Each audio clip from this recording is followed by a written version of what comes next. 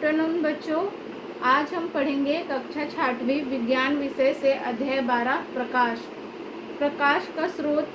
प्रकाश उत्पन्न करने वाले स्रोत को प्रकाश कहते हैं।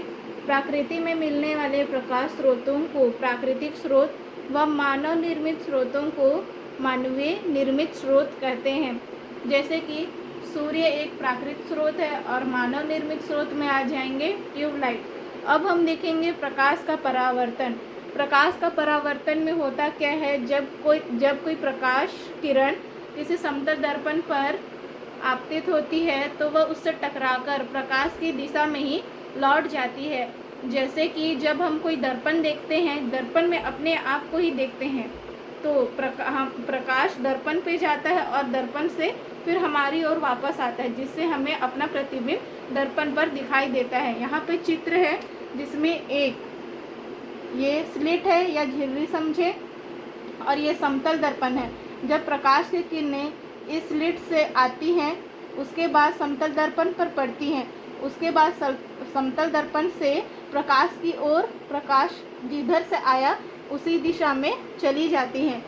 जब किसी प्रकाश चमकदार सतह से टकराता है तो प्रकाश की दिशा में ही परिवर्तित हो जाती है। इस घटना को प्रकाश का परावर्तन कहते हैं।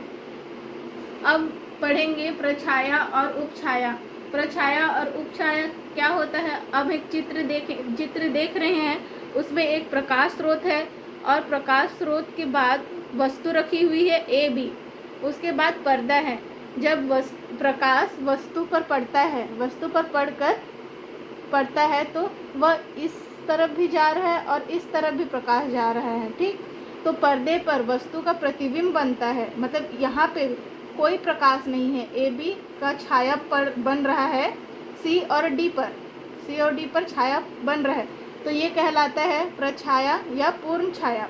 अब देखो सी से ई पर, पर्दे पर देखो सी से ई और डी से एफ में कुछ भाग है जो धुंधला या अस्पष्ट रूप से दिखाई देता है, तो उसे उपछाया कहते हैं। धुंधला कह सकते हैं प्रकाश का धुंधला रूप, तो इसे उपछाया कहते हैं।